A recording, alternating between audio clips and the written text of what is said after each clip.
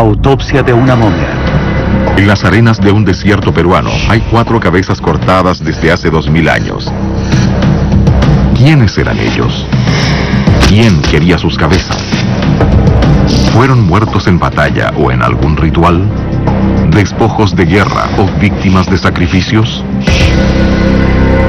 Y en nuestra segunda autopsia, en las lluviosas colinas de Escocia Central, arqueólogos descubren los raídos huesos de un poderoso jefe de clan. Su tumba está seriamente dañada y los investigadores no tienen casi pista alguna que seguir. ¿Encontró la muerte en un feudo de clanes rivales? ¿Se alzó en armas contra un ejército romano invasor?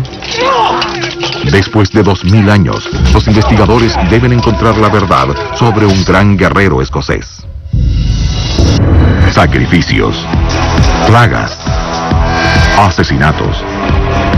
Las pistas están en los huesos. Toda momia es una fuente de pruebas, un caso para ser aclarado por una nueva generación de investigadores de momias. Los huesos no mienten. El rompecabezas que estaba esperando. Los muertos no se sepultan solos, alguien los entierra. Y debemos investigarlo todo. Haremos todo lo necesario. Usarán lo más avanzado de la ciencia forense para resolver los misterios a través del mundo. Despertando a los muertos para que cuenten sus historias.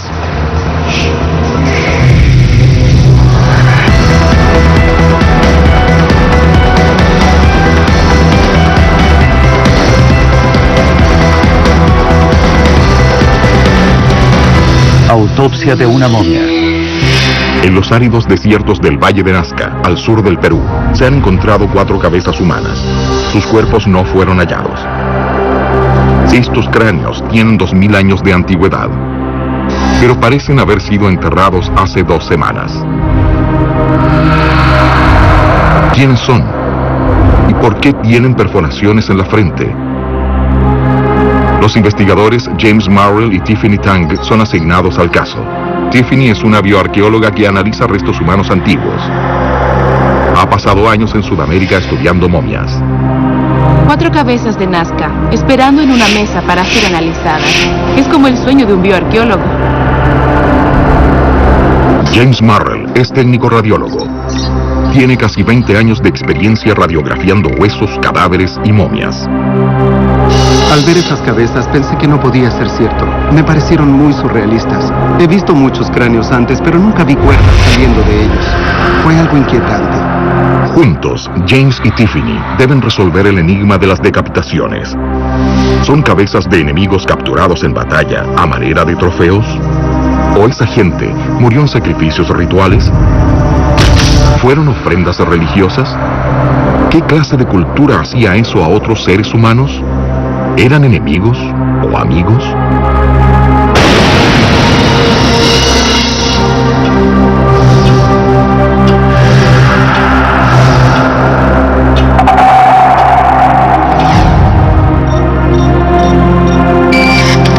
Al interior de un desierto, en Perú, los arqueólogos han excavado un sitio que antiguamente se llamó Ciudad Cahuachi.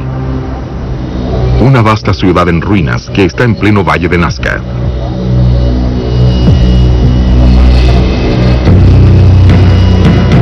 Fue aquí donde el profesor Giuseppe Orefici descubrió recientemente 2 cabezas cortadas. En este cajón están las reliquias de una de las más misteriosas culturas del mundo antiguo. Hola, Giuseppe. Hola, ¿qué tal? ¿Cómo están? ¿Tienes las cabezas? Sí, claro, aquí ¿no? están las cabezas. ¿Estas son? Sí, estas son no las tienen cabezas. piel. ¿Ves? No hay piel aquí. No, no tienen piel. Sí. Bien, aquí está. ¿Estas son las otra calaveras que cabeza. hallaron hace 15 Con días? cuidado. Hace una semana. Solo hace una semana las encontraron. Una semana y están como nuevas. Esta cabeza aún tiene cabello Sí, preservado. así es, exacto. Tiene pelo. Tiene pelo, sí. Han pasado 2000 años desde la sepultación de estas cabezas y solo han estado desenterradas 7 días. Mira la soga trenzada. Increíble. Sí, Tiene cabello. una cuerda en la base. Ambas cabezas tienen perforaciones en la frente. En una de ellas quedan restos raídos de soga. Mira, Impresionante. está muy gastada aquí Sí, la soga se Sí. desarmó casi. Pero ¿para qué era esa cuerda? ¿Por qué hacer esto en una cabeza humana? La fijaron a un lado para que no se saliera del agujero. La parte ósea de la base de los cráneos fue recortada. Esto está completamente oculto. Y además se ve este nudo. ¿Qué hay de esta? Veamos qué hay en la base de esta. Para ahondar el misterio, no hay rastro alguno de los cuerpos. Para los investigadores de momias, la única parte en que podrán encontrar pistas será en las calaveras mismas. Necesitan examinarlas con gran minuciosidad. Más de 50 cabezas así se han hallado en la zona. ¿Qué pudo ocurrir aquí? ¿Era este un antiguo campo de ejecución o un sitio sagrado? Tendremos bastante trabajo con estas cabezas. Para hallar respuesta a estas preguntas, el profesor Orefici ha permitido que Tiffany y James lleven esos dos hallazgos recientes y los comparen con otras dos cabezas cortadas. Las dos cabezas momificadas se han conservado tan bien que es difícil relacionarlas con el comienzo de nuestra era. James, mira qué bien preservadas están. Estoy impactado. ¿Estás hablando en serio? ¿Qué es lo que te afecta? Creo que la cuerda pegada al interior es como un juguete, como un macabro yo-yo. Tal vez fuese ese el propósito, varios cráneos atados para lucirlos en público. ¿Fueron amuletos ancestrales o trofeos de guerra? ¿Qué significaban estos tétricos símbolos para quienes los portaban? Una de las cosas que queremos saber es por qué los llevaban consigo. ¿Eran símbolos o quizá desafíos? Vamos a poner una cuerda en tu cráneo y pasearemos con él por la plaza. ¿O era veneración ancestral de reliquias que deseaban tener muy cerca? Para apreciar mejor el ambiente de la cultura nazca, James decide sobrevolar la zona. Los nazcas dejaron indicios indelebles de su cultura en el paisaje. Esculpieron el mundo que los circundaba. Tallaron largos trazos y figuras, llamados geoglifos, en el desierto. Estos geoglifos datan de 2000 años antes del primer aeroplano. Sin embargo, solo adquieren sentido si se observan desde el aire.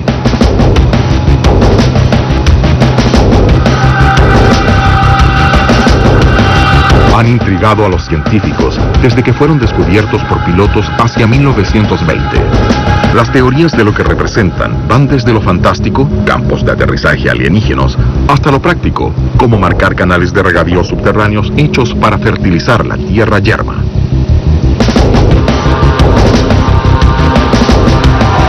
Repentinamente, el piloto señala algo que no ha sido consignado antes. La imagen de un hombre que porta una calavera, tallada en la montaña. Es exactamente la clase de evidencia que James esperaba hallar, una pista para explicar los 4 cráneos que están estudiando. El tiempo, el esfuerzo, el talento para crear ese geoglifo demuestra que las cabezas tuvieron un significado especial para la gente de Nazca. Se ocupaban de lo religioso y lo ritual. Al centro del lugar de ceremonias, al que apuntan los trazos, es Cahuachi, donde se encontraron las calaveras. Desde la altura, uno realmente comienza a entender los valles y su topografía, como asimismo el emplazamiento de Cahuachi y otros monumentos culturales. Es por cierto una gran ventaja tener una visión no solo del paisaje, sino de las cabezas y su relación con el panorama.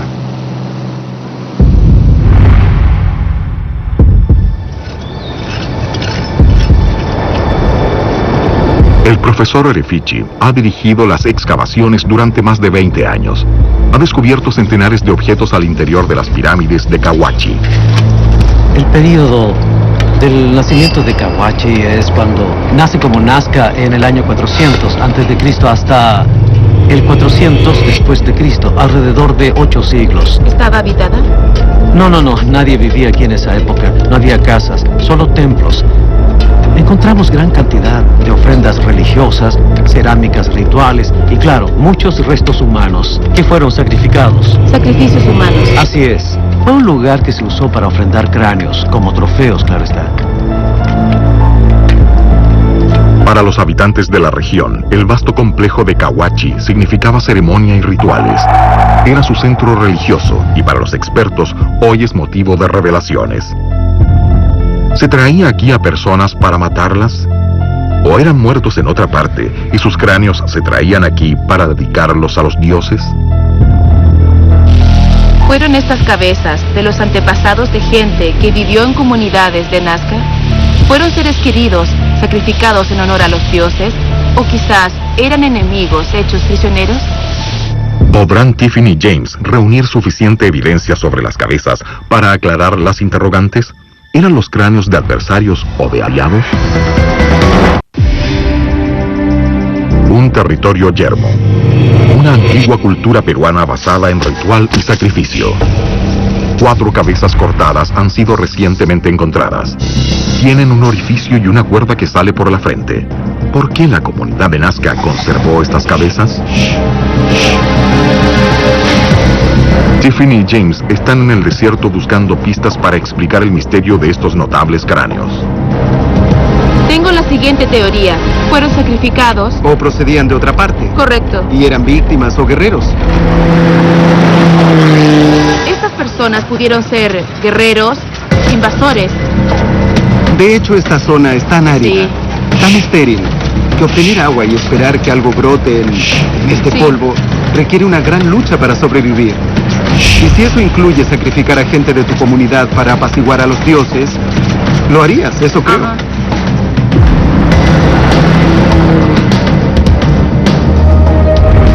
Tiffany y James buscarán patrones en la evidencia. ¿Podrán las similitudes en los cráneos revelar algo sobre su muerte?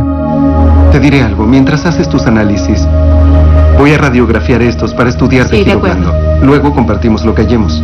Correcto, me parece bien. Pero me preocupa estar solo en un cuarto con estas calaveras. Estarás bien.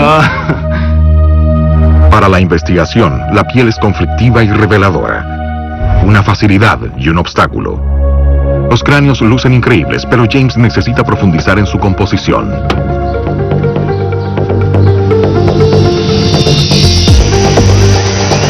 Es un experto en radiografías y escáneres en terreno. Esta es la Nazca moderna. La sala de emergencias del hospital local permitirá a James trabajar en su pesquisa. La piel de estos 2 cráneos está muy bien preservada.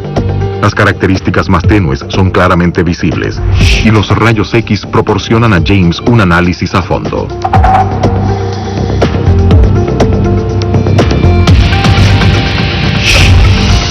A falta de cuerpo, hay que radiografiar el cráneo para lograr toda la información posible y poder trabajar.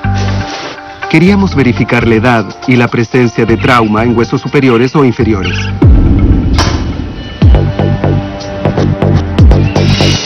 ¿Qué otros secretos serán revelados? Al presentarse las primeras imágenes, surge una faceta interesante. El cráneo fue modificado. Fue deliberadamente deformado cuando el sujeto era un niño en desarrollo. Encontramos evidencia de modificación craneal por presión aplicada a una edad muy temprana al individuo. Lo había visto antes en Perú, pero uno de los cráneos tenía mucha deformación, de hecho más de lo habitual. Entretanto, en otro lugar, Tiffany busca pistas en cabezas esqueletizadas. Mientras documenta detalles de cada una de ellas, hace un descubrimiento revelador. En un cráneo hay marcas de cortes claramente visibles. Analizando las 4 cabezas disponibles, vimos ciertas marcas en la superficie del cráneo número 4. Eso indicaba que este hombre, estando en vida, fue parte de una ceremonia de desangramiento. Su cuero cabelludo fue lacerado para derramar sangre antes de la decapitación. Y eso tiene un aval iconográfico. Tenemos iconografía Nazca que muestra víctimas perdiendo sangre. El descubrimiento de Tiffany indica que las personas murieron en un ritual. ¿Fueron sacrificios humanos? James regresa con las radiografías. ¿Pueden las imágenes ayudar a establecer qué ocurrió con estos individuos? Lo más obvio en los rayos X son los cráneos modificados. Se ve toda la calavera. Sí, tenemos buena parte de esta. Y el cráneo Ajá. está circularmente Mira eso. ajustado. Sin duda, para la gente de Nazca, los cráneos eran símbolos importantes. No solo conservaban las cabezas después de la muerte, sino que las remodelaban en vida. A partir de poco tiempo después del nacimiento, ellos debían usar penosas ligaduras con lienzos y tablillas durante 3 o 5 años. Toda la parte superior del cráneo está plana. Sí, probablemente usaron tablillas para poder elongarlos. Sí. Algunas personas creen que el hecho que los cráneos estén deformados de cierto modo indica tal vez una identidad tribal que señalan a qué tribu pertenecían por la deformación. No estoy convencido de eso. Se efectúan investigaciones sobre el significado de la deformación craneana, pero hasta ahora los científicos no concuerdan. Tiffany y James deben buscar otras pistas. ¿Qué significaban las cabezas humanas para la gente de Nazca? Era una marca. ¿Por qué querían conservarlas? La cabeza, desde luego, hacía identificable a cada individuo y probablemente estaba llena de significados. Es el centro de pensamientos y emociones y cosas propias de la existencia. Ellos admiraban eso. Este es el cráneo 1, el que lleva la cuerda trenzada. Bien, correcto, la elaborada. Sí. Pero, ¿qué cabezas querían? La evidencia en los huesos indica a James y Tiffany que el cráneo número 1 es de hombre. Una Yo me cabeza basé, masculina. sí, me basé en el mentón. El mastoide está muy desarrollado aquí y tenemos un mentón grande y fuerte. Sí, El entrecejo está bien. sí, Aquí. lo veo. Es un hombre. Observando el cráneo, se concluye que se trata de un hombre. Su entrecejo es amplio y prominente, y los huesos tras las orejas son fuertes, varoniles. De hecho, los 4 son hombres. Estudiando las dentaduras han establecido que las 4 víctimas correspondían al grupo entre los 18 a 30 años. Son 4 hombres en su plenitud. Más importante aún es que no hay huellas traumáticas que pudieran asociarse a una muerte violenta. No hay trauma. No, ninguno en absoluto, y yo esperaba hallar alguno. ¿Por qué esperabas ver traumas? Bueno, porque fueron decapitados. Correcto, es un punto interesante, ¿verdad? Porque si fueron, digamos, guerreros enfrentados en batallas Sí. y después decapitados, uno espera ver lesiones. Exacto, no hay Sí. cicatrices ni marcas de combate. El único trauma obvio es el orificio que hay en la frente misma, aquí, martillado. Esperaba encontrar algún tipo de trauma, sobre todo si fueron guerreros. También esperaba encontrar otras cosas, huesos faciales rotos o alguna fractura craneal. No hay nada de eso. Lo cierto es que pudo haber trauma, pero no tenemos los cuerpos para asegurarlo. Pudo haber otros huesos rotos y no lo sabemos. El hecho es que no hay nada en el cráneo. Pero igual sigue interesándome. En un desierto de Perú, James y Tiffany están resolviendo el misterio de 4 cabezas cortadas. Hace 2000 años hubo decapitaciones y se pasaron cuerdas a través de los cráneos. Los investigadores de momias saben que son varones y que fueron víctimas jóvenes. Pero, ¿fueron estos hombres prisioneros de guerra o víctimas ceremoniales de la propia comunidad Nazca? James y Tiffany descubrieron que 2 de las cabezas fueron deliberadamente deformadas en vida. Otra cabeza muestra cortes en un lado. Sugiere que antes de la decapitación se usó un puñal en el cuero cabelludo para derramar sangre ritualmente. Las 4 cabezas trofeos carecen de heridas de batalla. 2 han sido cuidadosamente preservadas. Se insertó paño entre la piel y el hueso. Uno de los cráneos tiene ojos y boca cerrados con espinas de cactus. ¿Qué significa eso y qué otro examen sería necesario? Bueno, creo que es importante establecer si estos sujetos eran de la sociedad Nazca, si vivían aquí o posiblemente eran forasteros. ¿Cómo haríamos eso? Podemos someterlas a un análisis estroncio isotópico Bien. y ver si su morfología coincide o no con el código estroncio de la región. Los investigadores realizan 3 exámenes científicos con la esperanza de que uno pueda aclarar si esta gente era amiga o enemiga. El carbono 14 dataría las fechas. El análisis del isótopo carbono delta daría pistas de sus dietas. Y la prueba de estroncio podría ubicar la zona de origen de los sujetos. Las muestras deben ser enviadas afuera para los análisis. Si se llegara a revelar una característica andina, sería muy significativo. Indicaría que el sujeto era de las montañas y que pudo bajar o su cabeza pudo haber sido traída. Correcto. Las tribus en Nazca vivían en la zona del valle. Si una prueba señala que la cabeza es de más lejos, el altiplano o los Andes centrales, se podría deducir que era de enemigo. Si resulta local, cabría suponer que era hombre de Nazca sacrificado por su propia gente. No sabemos exactamente cómo murieron. Pudieron morir en combate, en refriegas, haber sido prácticamente decapitados en el campo de batalla y regresados a la comunidad O quizás fueron tomados prisioneros, traídos a la comunidad y en ella ritualmente sacrificados, sus cabezas transformadas en trofeos de guerra. Tenemos mucha cerámica que muestra a sujetos vestidos ceremonialmente como líderes religiosos, que a menudo lucen cabezas como trofeos o adornos colgantes. Pero James tiene otra teoría. Algo me sugiere que eso no es así, que ellos son de la comunidad local, que fueron sacrificados por su propia gente, porque eso, más que cualquier otra cosa, apaciguaría a los dioses. Para los científicos hay un compás de espera, y cuando llegan los resultados, dos pruebas resultan concluyentes, la de carbono 14 y la de isótopo carbono delta. Las revelaciones toman a los investigadores por sorpresa. Cuando tuvimos resultados de data por el carbono 14, quedó claro que las cabezas eran del primer periodo Nazca. Estas datan aproximadamente del año 60 a.C. Pensamos que en esta época las cabezas provenían de integrantes de la familia que se guardaban como trofeos o recuerdos ancestrales.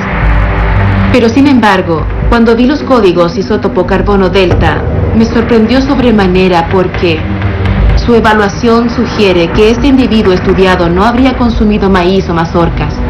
Para el pueblo del Valle de Nazca, el maíz era y es el fuerte de su dieta. Pero este hombre no lo comía. Debió proceder de otro lugar.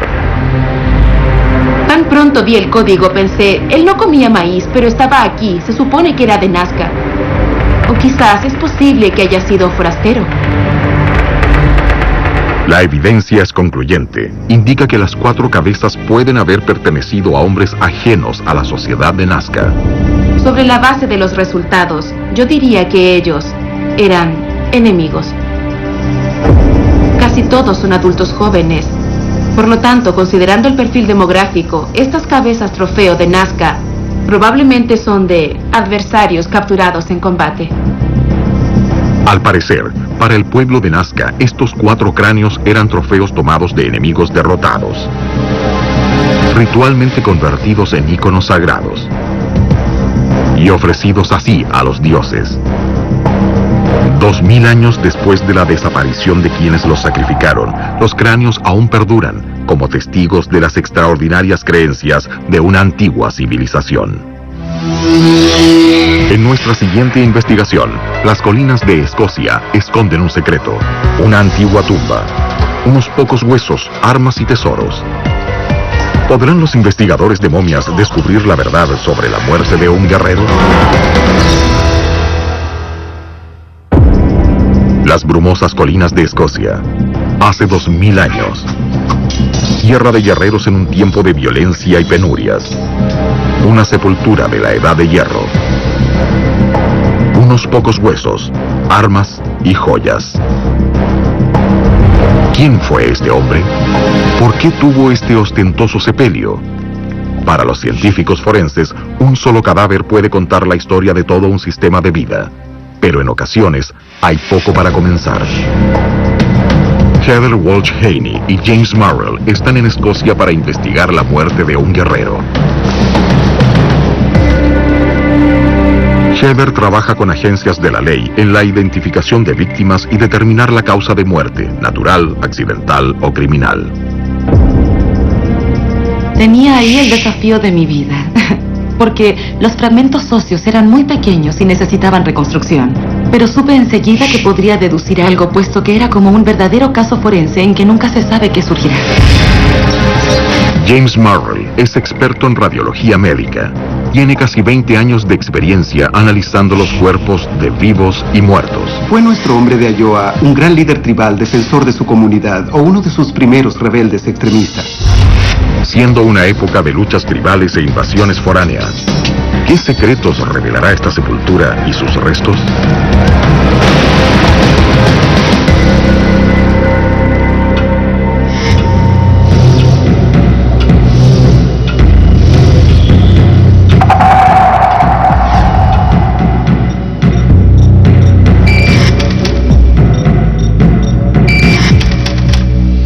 Escocia, tierra de héroes y leyendas.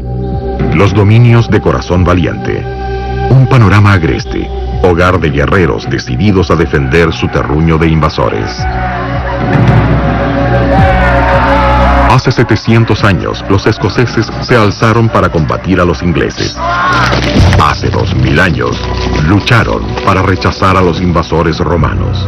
Pocas huellas quedan de esos clanes. Pero ahora, se ha encontrado un cuerpo. Los investigadores James Marrell y Heather Walsh Haney han viajado a Escocia para develar un misterio que yace oculto en estas colinas desde la Edad de Hierro por más de 2000 años. Ahora van hacia Ayoa, un pueblo de Escocia Central.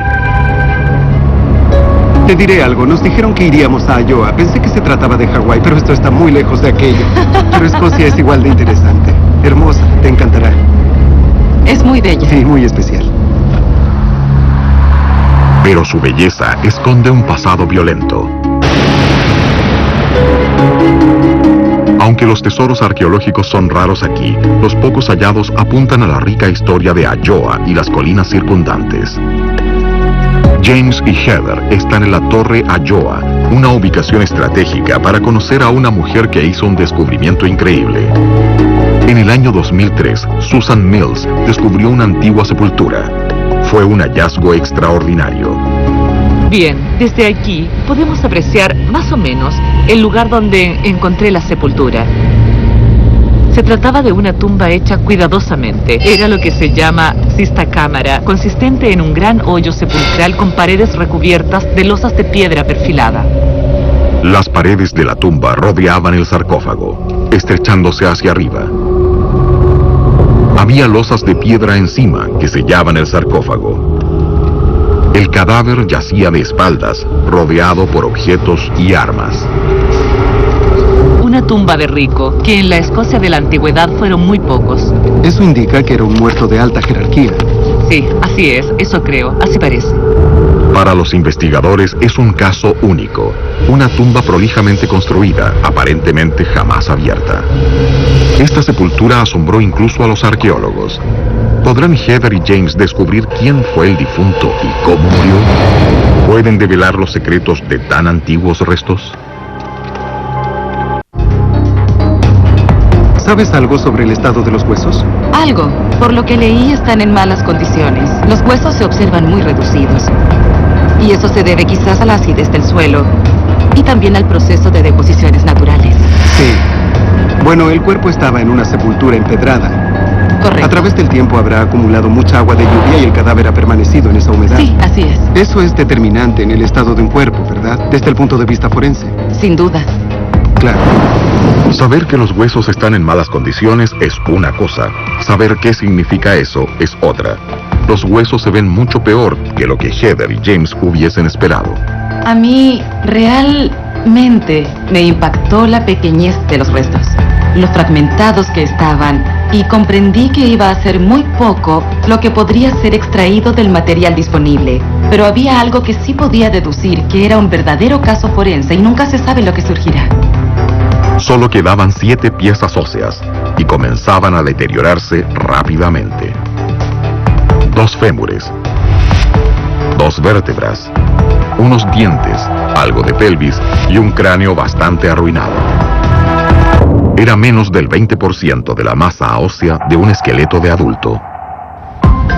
Como se ve, tenemos mucha alteración post-mortem en los huesos. Y entonces, para comprender por qué son tan finos y quebradizos, tengo las fotos que hizo Susan al excavar. Una de estas fotos tiene algo muy importante aquí. Puede verse que la tapa ha colapsado y desplazado la osamenta. Y se nota que el fémur izquierdo fue girado, ya no está en su posición anatómica normal. Giró en 180 grados. Exactamente. La sepultura está en malas condiciones. El clima noreuropeo ha conspirado contra los huesos. Pero para Heather, todo es evidencia potencial respecto a la identificación del muerto. Aquí podemos ver que la espada es de hierro y tiene empuñadura labrada. Está muy cerca del tórax sobre el pecho. Este fue un sepelio costoso. La espada puesta sobre el cuerpo indica una alta posición social. Quienes construyeron esta tumba rendían tributo, y un entierro así solo podía darse a una persona de gran figuración. Tal vez un guerrero.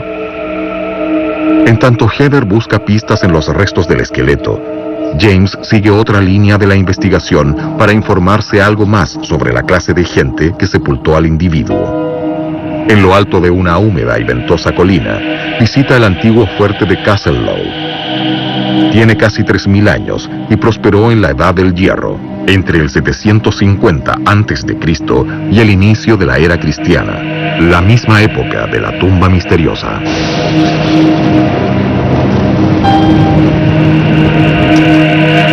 Queda poco que ver, pero las ruinas hablan de una comunidad civilizada y establecida. James recorre los almacenes. La gente que vivió aquí tenía valiosas cosechas y bienes que proteger.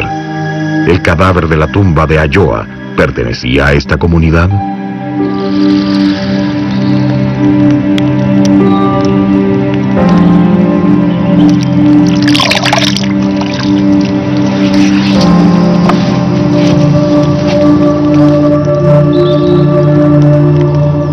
¿Fue por eso que el muerto recibió una sepultura tan espléndida? ¿Murió ese hombre como guerrero defendiendo su aldea o fue víctima de su edad, un anciano respetado por su clan?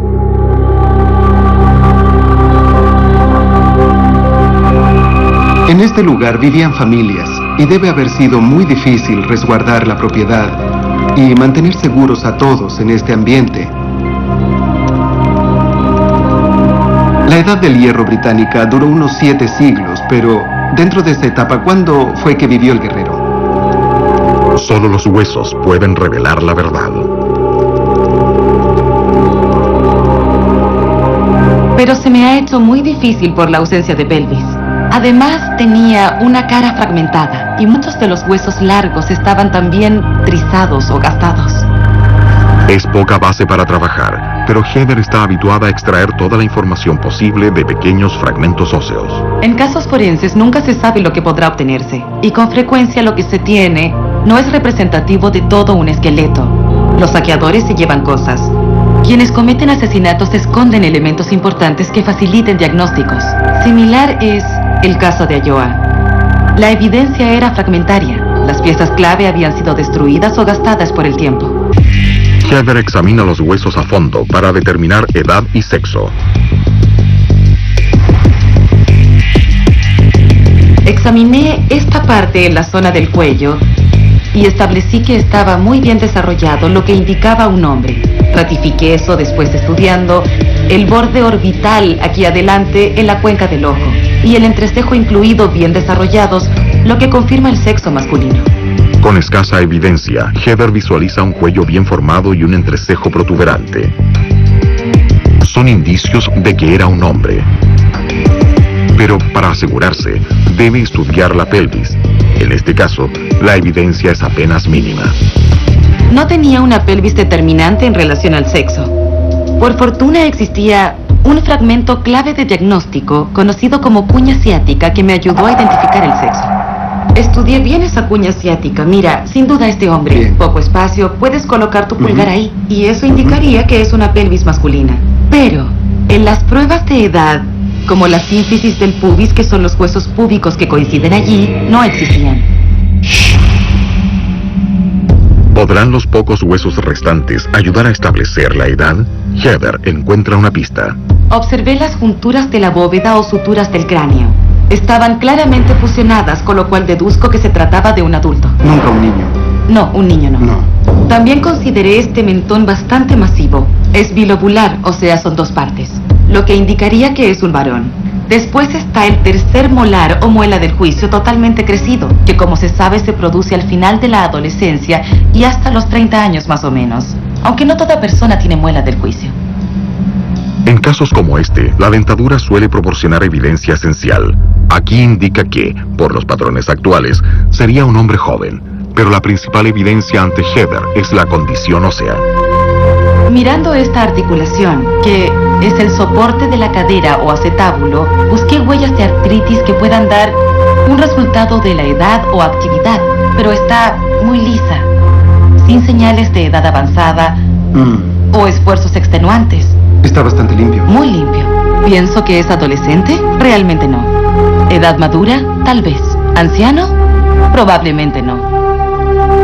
No hay evidencia de enfermedades óseas y el análisis de Heather indica que tenía alrededor de 30 años de edad. Pero ahora surge otra pregunta. Si bien la expectativa de vida en la Edad del Hierro era corta, este hombre era fuerte, un guerrero, que estaba en su plenitud. ¿Quién lo mató? Desafortunadamente, hay secretos que los huesos no revelan. ¿Encontraste algún tipo de evidencia de algún trauma? En lo que tenía para analizar no había evidencia de trauma porque No era suficiente para asegurarlo. no había base No, científica. claro. Pero quién sabe, podría haber evidencia en otras Por supuesto. piezas. Los huesos no pueden decir cómo murió, pero pueden decir cuándo murió. ¿Puede un indicio situar a un hombre en un momento crucial de la historia? El período más crítico de la Edad del Hierro fue cuando las legiones romanas cayeron sobre Gran Bretaña. Si se puede ubicar al hombre en los primeros años de Cristo, es probable que haya enfrentado todo el ímpetu de la invasión imperial. ¿Fue él un guerrero de la Edad del Hierro, objeto de un suntuoso entierro tras morir enfrentando al invasor? Si los investigadores quieren avanzar, la autopsia debe adquirir un apoyo atómico, una prueba de carbono 14 para datar los huesos. Para aclarar el tema de saber cuántos años hace que falleció, hay que recurrir al carbono 14. Esto tiene que darnos una ubicación en la historia. Creo que lo mejor sería obtener la evidencia a través de un diente. Correcto. Quizás un molar. Debe ser uno que tenga la corona intacta. Claro. Le quedan 3 de esos. Sí. Me sentí aliviada cuando abrí las bolsas que contienen dientes intactos. La dentadura es impermeable a una serie de factores ambientales externos, como el clima, como la acidez del suelo, y por eso se presta para técnicas de diagnóstico tales como el fechado o data. De esta pequeña selección se elige una pieza para la prueba de radiocarbono. Los científicos miden el volumen de radiactividad que permanece en el carbono dentro del molar. Mientras más baja es esa cantidad, más antiguo el diente. Solo una fecha puede indicar a qué tiempo perteneció. Si la data de carbono 14 nos indica que murió en tiempos de la invasión romana en Escocia, entonces fue testigo de un hito en la historia.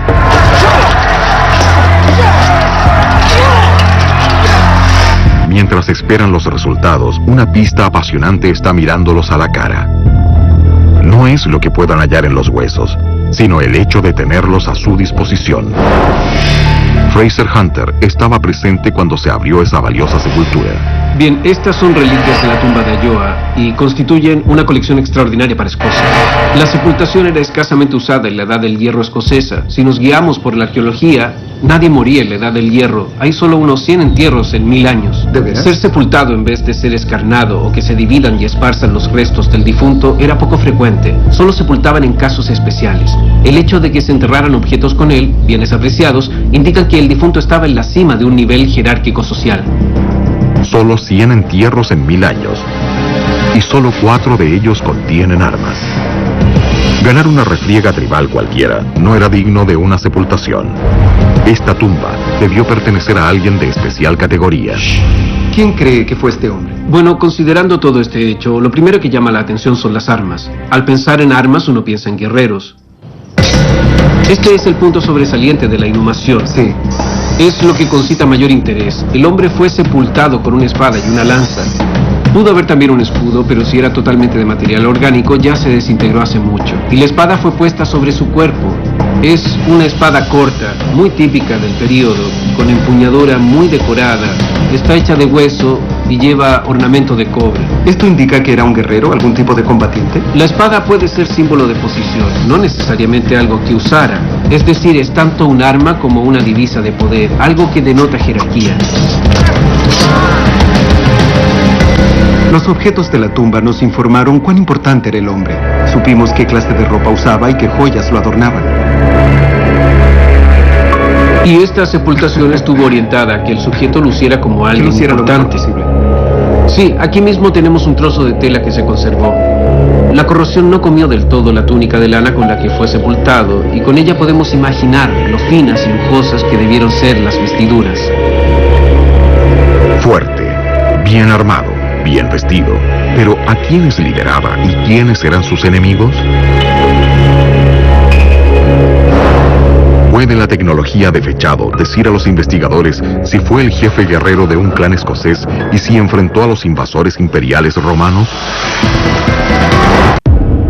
Una tumba escocesa, hecha para un hombre de importancia, un cuerpo descompuesto y una espada, el símbolo del guerrero. ¿Es esta la sepultura de un héroe? ¿Pero un héroe de qué conflicto? ¿Guerreaba contra otros clanes o resistía el avance de legiones invasoras romanas? Los investigadores de momias, Heather Walsh Haney y James Marrell, tratan de aclarar el misterio en torno al hombre de la Edad de Hierro. Para una visión más amplia, James decide volar. Va con Ian Armitt, experto en historia de la Edad de Hierro.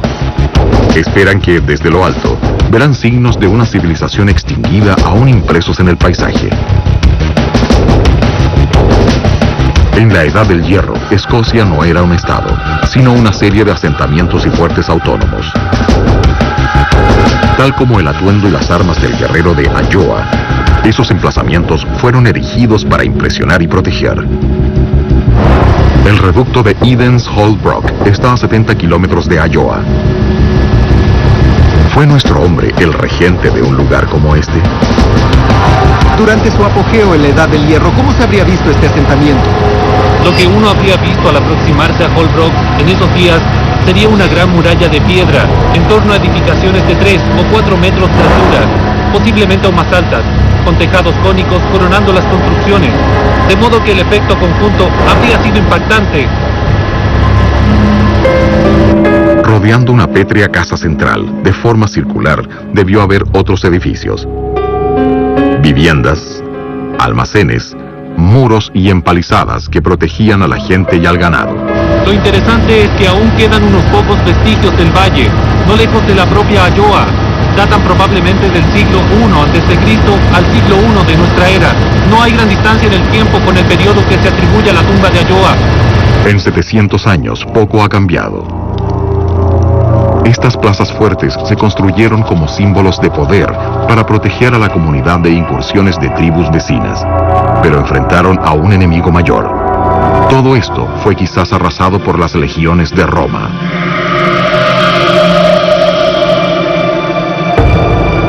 ¿Enfrentó esa agresión nuestro guerrero? Solo el carbono 14 puede revelar si vivió para ver las legiones romanas ocupando Escocia.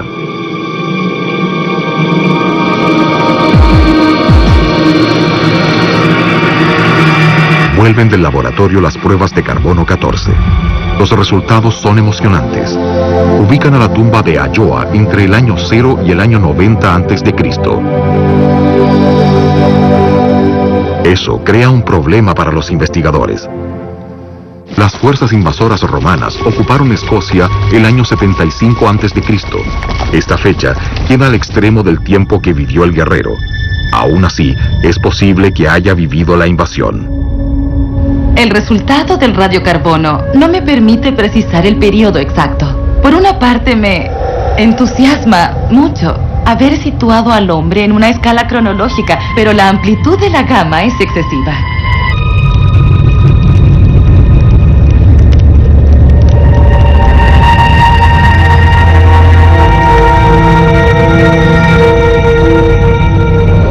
Estos huesos deteriorados permitieron una mirada fascinante a la época de ese guerrero. Ese periodo fue decisivo en la historia mundial, un capítulo de agitación cuando los romanos arrasaban Europa.